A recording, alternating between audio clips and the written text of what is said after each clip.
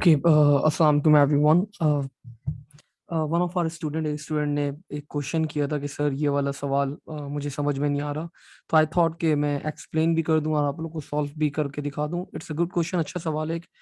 This is May जून 2020 का हमारा question है ये। This is May June 2000, reference is 2020 and 9608। Question number is 4। ठीक है भाई, तो लेट्स सी। ये बता रहे हैं Mustafa has developed the following pseudocode to generate 10 random integers in the range 1 से लेके 100 तक। एंड द कोड बच्चों आप लोग को बता दिया कि 10 रैंडम इंटीजर्स यहाँ पे जनरेट करें मुस्तफा ने, और उसको एक एरे में स्टोर करवा दिया बच्चों। The name of that array is random, और दैट्स इट। अब वो रिक्वेस्ट आप लोग को क्या कर रहे हैं, rewrite the pseudocode so that no duplicated numbers in the list of random numbers should be available। तो भाई पहले आपके पास क्या हो रहा था, क्वेश्चन को देखिए समझना ज्यादा इंपॉर्टेंट होता है एज कंपेयर टू डायरेक्टली आप उसको सॉल्व करने का अटेम्प्ट करें। ज्यादा बेहतर होता है कि आप उस क्वेश्चन को अंडरस्टैंड करें। तो ये क्वेश्चन में बता रहे भाई आपके पास there is an array, the name of that array is random. The name of that array is random, having 10 indexes: 1, 2, 3, 4, 5, 6, 7, 8, 9, 10। अब वो आप लोग से रिक्वेस्ट क्या कर रहा है कि आपके पास आपको 10 रैंडम नंबर्स जनरेट करने, और आपको रैंडम नंबर्स जनरेट करने जब तक करते रहने जब तक आपके पास यूनिक वैल्यूज ना हो। फॉर एग्जाम्पल वो ये बोल रहा है कि 8, 2, 5। अब वापस से अगर 2 आएगा ना, बिकॉज सिंस 2 ऑलरेडी जनरेटेड है आपके पास, मैं नंबर्स थोड़े से बेहतर कर देता हूं ताकि आप लोग की अंडरस्टैंडिंग और बेहतर हो। रेंज 1 से लेके 100 तक है हमारे पास। Let's say 80, 2, 50, 10 and 2 again. तो बोले अगर आपके पास कोई प्रीवियस जनरेटेड नंबर आ गया, लाइक 2 पहले भी जनरेटेड है आपके पास, तो आप लोग को अब ये डुप्लीकेशन अलाउ नहीं करना। तो जो 10 रैंडम नंबर्स आपके पास जनरेट हो रहे हैं वो 10 के 10 यूनिक होने चाहिए, रिपीट ना हो आपके पास। तो बच्चों फॉर दिस पर्पस हमें क्या करना होगा, हम जब भी एक रैंडम नंबर जनरेट करेंगे तो हमें उसको एरे में जितनी भी वैल्यूज स्टोर्ड है, लाइक अगर हमारे पास 5 वैल्यूज स्टोर्ड है, तो आपको प्रीवियस 4 वैल्यूज से क्या करना पड़ेगा, कंपेयर करना पड़ेगा उस नंबर को जो आपने रैंडम नंबर जनरेट करा है। अगर वो रैंडम नंबर बच्चों यूनिक होगा आप एरे के अंदर स्टोर करवा देंगे, और अगर वो यूनिक नहीं होगा तो हम उसको एरे के अंदर स्टोर नहीं करवाएंगे, हम वापस से रिक्वेस्ट करेंगे कि रीजनरेट करो number in that particular range. तो this is the logic behind this question. So let's start करते हैं बच्चों। यहाँ पे आई डिक्लेयर फ्यू वेरिएबल्स बच्चों, पूरा कोड आप लोग को वापस से ही लिखना होता है। So I declare the array, array random, it's an array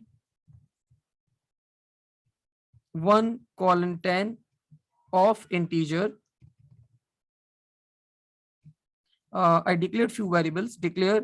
अच्छा, जो एग्जामिनर ने वेरिएबल यूज किया है बच्चों वो तो रहेंगे ही हमारे पास। One of them is count, another one is arnum, और अलोंग विद दिस बच्चों मैंने एक यहाँ पे एक और इंडेक्स ले लिया, एक और वेरिएबल ले लिया, and I name that variable as let's say index, because I will be needing one more variable. तो आई नेम दैट वेरिएबल बच्चों as index,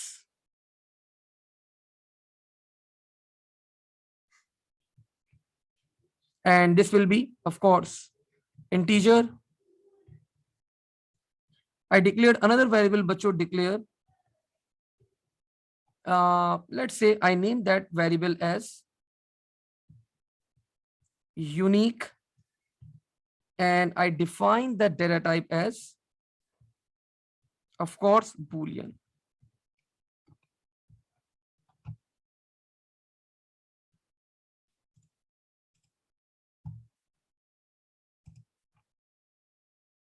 Just give me a minute।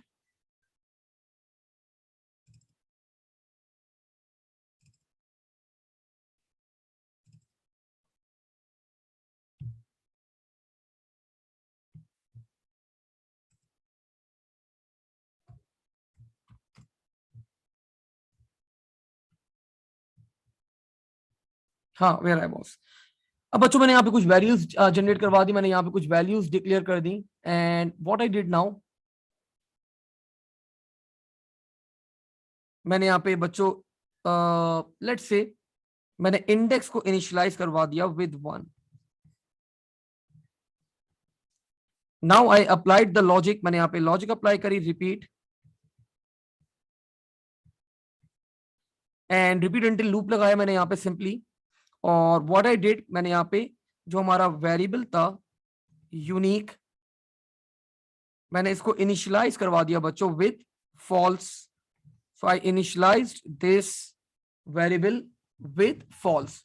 False से unique को मैंने क्या करवाया कि अभी मैं ये एज्यूम कर रहा हूं बच्चों कि ये नंबर जो है एग्जिस्ट नहीं करता मेरे पास, ठीक है, जो नंबर मैं जनरेट करने जा रहा हूं। अब मैंने एक रैंडम नंबर जनरेट कर लिया बच्चों, आरनम, आप लोग को पता है ऊपर वाला फॉर्मूला यूज करेंगे रैंडम नंबर जनरेट करने के लिए, this will be int 100, so int rand 100 plus 1। अब एक रैंडम नंबर जनरेट हो गया। अब बच्चों मैंने सिंपली यहां पे क्या करें, एक फॉर लूप लगा दिया, फॉर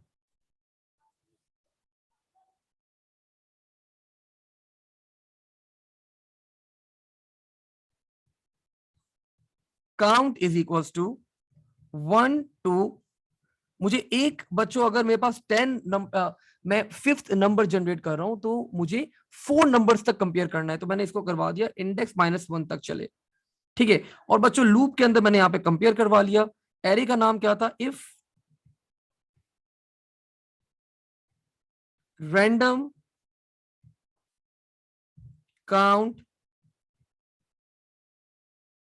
इज इक्वल्स टू, जो हम लोगों ने रैंडम नंबर जनरेट करा है, तो बच्चों इस केस में मैंने बोला देन जो यूनिक मेरा वेरिएबल है इसकी वैल्यू क्या कर देना, अगर ये मिल गया कोई मेरे पास प्रीवियस एलिमेंट मुझे यहाँ पे मिल गया तो मेरे पास यूनिक की वैल्यू मैंने बोल दिया क्या करवा देना, ट्रू करवा देना। वरना क्या है, इसकी वैल्यू फॉल्स है, मैंने इसको एंड इफ करा और यहीं पे मैंने क्या लगा दिया बच्चों, next count.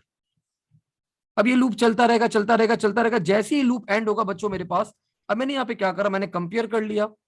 Let's say if अगर अभी तक यूनिक की वैल्यू फॉल्स है तो इसका मतलब जो मेरा रैंडम नंबर जनरेट हुआ है बच्चों वो यूनिक है। तो मुझे सबसे पहले क्या करना है, इस रैंडम नंबर को एरे में स्टोर करवाना है। तो मैंने एरे में स्टोर करवा दिया बच्चों, एंड कैसे स्टोर करवाऊंगा, simply the name of the array is random, the index will B count, और मैंने स्टोर करवा दिया यहाँ पे, क्या स्टोर करवा दिया, जो रैंडम नंबर जनरेट कर रहा था दैट वाज आरनम, ठीक है। और यहीं पे मैंने क्या करवा दिया, and if, oh no sorry, यहीं पे बच्चों मैंने क्या करवा दिया, अब मुझे अगला इंडेक्स इंक्रीमेंट करवाना है, तो मैंने काउंट की वैल्यू को यहाँ पे, सॉरी नॉट काउंट, मैंने यहाँ पे इंडेक्स मैंने यूज किया हुआ है, इंडेक्स 1 है, तो अगर इंडेक्स मुझे, तो मैंने इंडेक्स की वैल्यू के अंदर क्या करवा दिया, मैंने यहाँ पे इंडेक्स की वैल्यू के अंदर स्टोर करवा दिया इंडेक्स। और अब मुझे अगले इंडेक्स में स्टोर करवाना है, तो बच्चों index will be equals to index +1, और यहीं पे मैंने क्या करवा दिया, एंड इफ, और यहीं पे मैंने क्या करवा दिया, अनटिल